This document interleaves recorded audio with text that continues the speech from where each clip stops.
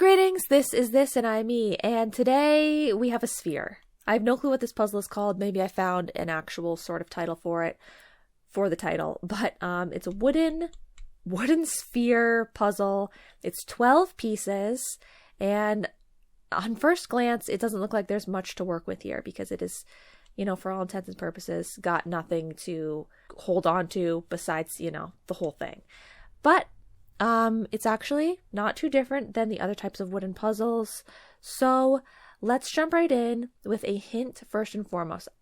This hint is maybe going to be a little bit obscure, possibly, but it's the best hint I could think of without giving everything away. So if you need help in disassembling this and you need somewhere to start, my hints to you is square. Okay, square. Look at the thing, look at the just inspect it and think of square, and maybe then you will have your start. For the actual solution, let's get started. So, I don't know if each puzzle is going to have 2 tones of wood color. This one does, but I try to not refer to the pieces by the color as much because I know some people's puzzles are different colors.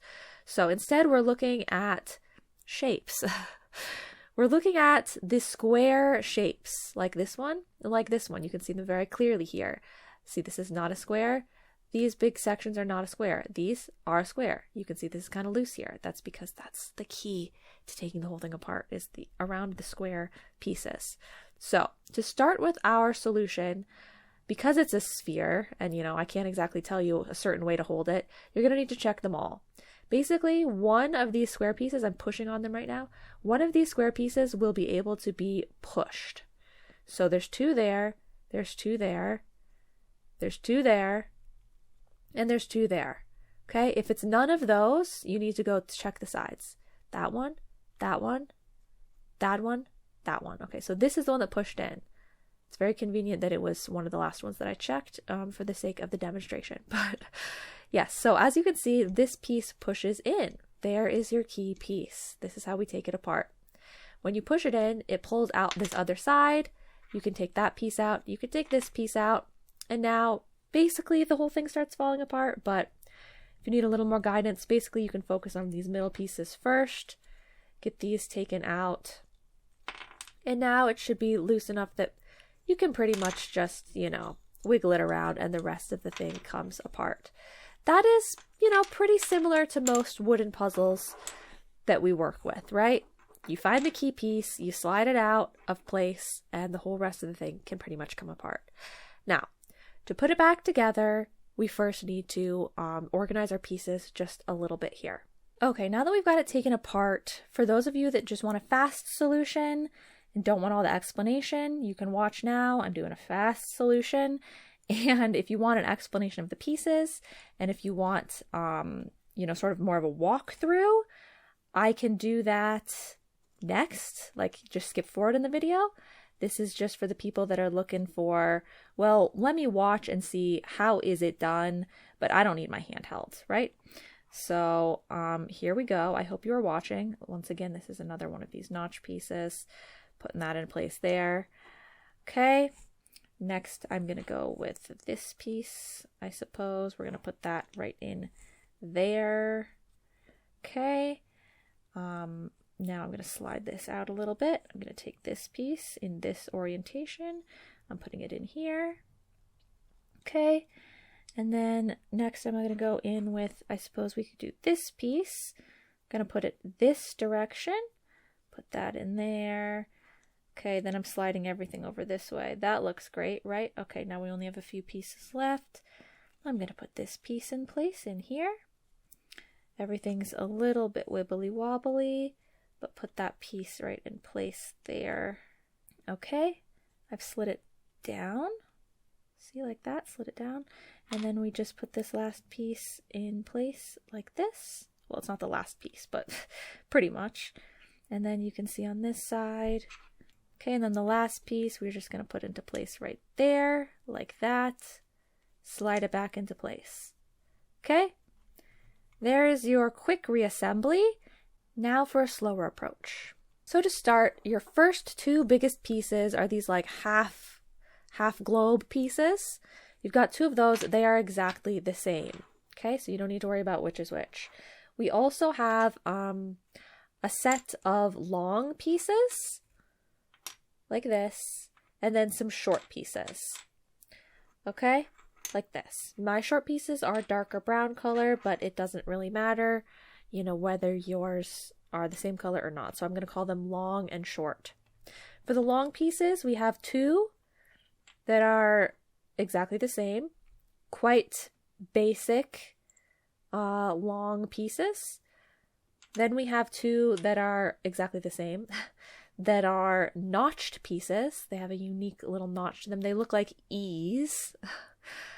So 2 of those. And then we have 2 pieces that are different. Like they're not the same as either other piece. This one has a very small notch in it.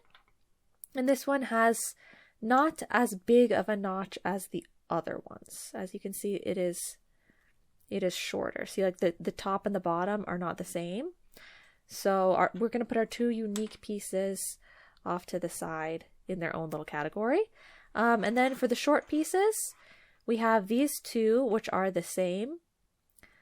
Just a standard cutout there, versus these 2, which have a notched cutout. But they're exactly the same. So we want to keep the pairs together just for the sake of everything. But let me just one more time show you the difference. See? This one has a notch cut out. This one, I mean, it's a notch, but like this is a notch. So, okay, those are all of the pieces that we are working with. Now, in terms of the reassembly, I don't know if this is necessarily the best or easiest way to like hold it and put the pieces back together, but I know for sure that it works, and I feel like it's pretty simple to keep hold of everything. So, here's how we're going to do it. Now, I will say you can like set it down at times. Like if you needed to keep your hands free, you could set it down. But as you saw, the way that we were starting to disassemble the whole thing required us to be like pushing on certain pieces. So like they need to be slid in and out of place. So if you set it down, it's kind of a little bit more difficult to do that. So I try to hold it for the most of the reassembly. So what we're going to start with is we have these long like trenches in the half globe pieces, and we're going to put these very like standard looking long pieces in there. Not the weird one, not the notched one, just the normal one. You can put one on that side, and you can also put one in the exact same spot on the other side. The good thing about this puzzle is it starts off with a lot of symmetry, a lot of just matching. So when you've got those in place, if you hold them together, that is going to be the full size of our globe. Like at the end of it, it needs to be like this. You don't want these pieces touching each other. There needs to be this much space in between. So I'm holding the whole thing together like this right now. But if I just use these 2 notch pieces, we're going to use both of these, we can lock it into place and hold it a little bit easier.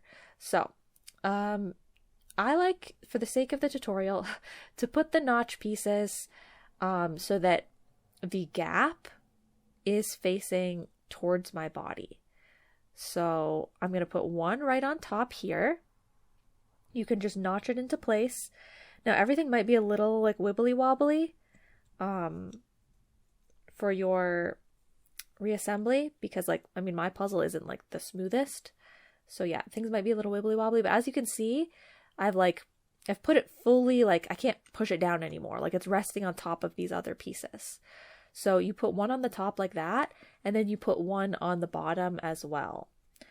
So once again, the gap is still going to be in the same direction. Like you still want the gap facing towards your body. Don't put it like this. Put it like this. But now our little sticky outy piece has to stick up, whereas before it was sticking down. And we're going to put it in the exact same place. You can rotate your puzzle and you don't have to put it into place underneath like I just did, but I like to not turn my puzzles too much for the solutions so that everyone doesn't get all turned around. But basically it's the same exact thing on the bottom that you just did on the top. Okay, and then you can hold it sort of just by these. If you just pinch these 2 pieces together that you just put in place, the whole thing stays together now. These pieces do slide. Sorry, I'm doing everything in this corner over here. As you can see, these two pieces can slide forward and backwards, that's going to be very important for us. We need that for later on. So keep everything held together. If these pieces slide forward and back, that's fine. You do want to keep them together though. Don't slide them like this. That's not necessary. So one important thing to note here, and if you've turned your puzzle around and now you're confused, let me point it out to you. If you have everything in line, so this is slid, so that it's pretty much like the shape of the sphere, the way it's supposed to be, you can see that there's a small square hole up here and a larger rectangular hole down on the bottom. If you have yours upside down, for the sake of the tutorial, I would suggest you turn it. We want the larger hole on the bottom here, the smaller hole on the top, because there is a difference. Okay, so we're starting with the small hole on the top. This is where we're going to work with first, and then we're going to work with this side after. So with the small part that we have on the top here, you want to take one of your short pieces that is what we're going to call like the normal notch, not the extra skinny notch. The normal notch short piece is going to go in here. We want the flat side to be going towards the interior of the sphere, and the notched side is going to be pointing out, because obviously we want the curve to be pointing out. So if you slide this down through this gap, and then you can push it forward, this is what it would look like when the puzzle is done. It would be flush to the edge like that. But we need more room to work in here right now, so we're going to pull everything forward a little bit. Okay, that's why these pieces slide. But you want to put the short piece in place before you put the long piece in place on this side. Now we're going to take our long piece, and we're going to take the one that's one of those weird ones, but that has the bigger gap, not the one with the really tiny gap. The weird one with the big gap, we're going to put in the same place we just put the last piece. Put the flat side towards the exterior, okay, that way. And the notched part is pointing to the interior of the puzzle. And then also, we want the big chunk to be at the bottom. So there's a small chunk here and a big chunk here. We want the big chunk going down, flat side towards the exterior. And then that piece fits in place right there. And as you can see, if we push everything back towards the center, that fits and completes that side nicely. See how everything is like the right, curvature? So that's how that will be later on. But right now, we are going to need to still manipulate things a little bit, so don't think too hard about it. Okay, but we've got to do this other side now. So for the other side, we need to start by first putting in our other short normal notched piece, not skinny notch. This is going to go on this bottom side, just like we put it on the other side. So put it right down in there with the curve facing outward, and it can fit right into place. Okay, just like that. And now we've got a nice gap here for, well, we have 3 more pieces to put into place. Okay, actually, before we move on to the next step, I'm going to set this down for a moment and just demonstrate something with this last piece here. So when you look at this piece and you look at these notched pieces that we have left, you might think, and you might be inclined to put these pieces together like this. Okay? Because this is like makes a nice flush edge there like that. And it fits perfectly this way, it looks like a little pickaxe. But this is not how you want to do it. This is not correct, and one way you can tell that it's not correct is the planes at the top are not matching up. They're not an even slope. What you actually want to be ending up happening at the end is something like this. When I put this in the notch in this direction, this is no longer flush, but that's what you want to be happening. If you can see on the other side of our puzzle, one of the sides, I held it the wrong way, now it's slipping out of place. One of the sides where we already have the short piece in place, if you can see, it's not flush, right? So don't think that it needs to go so it matches up nicely there. You want it to be only halfway. That might help you to remember if something seems to be going wrong. Okay, but First, we need to put one of these in place here. So if we just place it down like this, it fits nicely. It looks great. But it's not really locked in place or anything, and also now it's blocking the hole. We can't get this piece through because there's a bar there. So you have to actually put this one in place so that the bar is in the other direction. And so if you try to put it like this, it doesn't fit.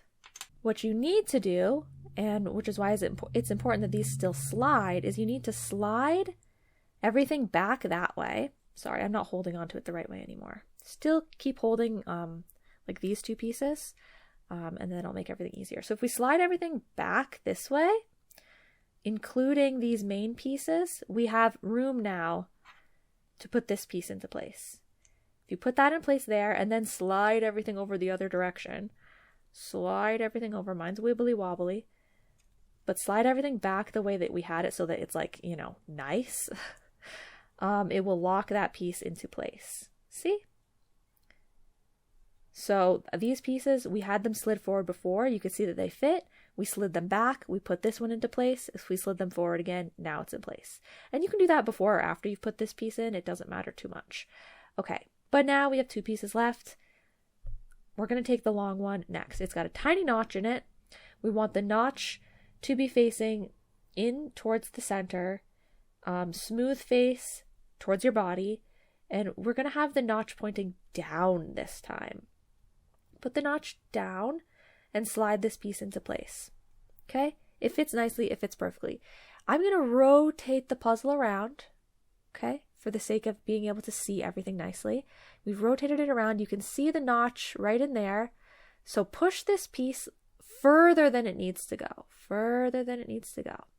Now we can fit our final piece of the puzzle in. It's one of those weird notched pieces that is short. And like I said, remember, you don't want to fit it in this way so that everything is flush. You won't be able to get it back into place. You want to fit it in this way so that it is not flush, okay? And you can put that right back in place. That is what we pushed out at the beginning. Okay? There is your detailed solution of how to put together this sphere wooden ball puzzle. And here are my nails. I will say for the record, I'm not super pleased with what I've done this time, but I was like, you know what, it's too far. I can't change them now. I do like this nail. The rest of them, it's kind of hard to even tell what's going on. Thank you so much for watching. Bye-bye now.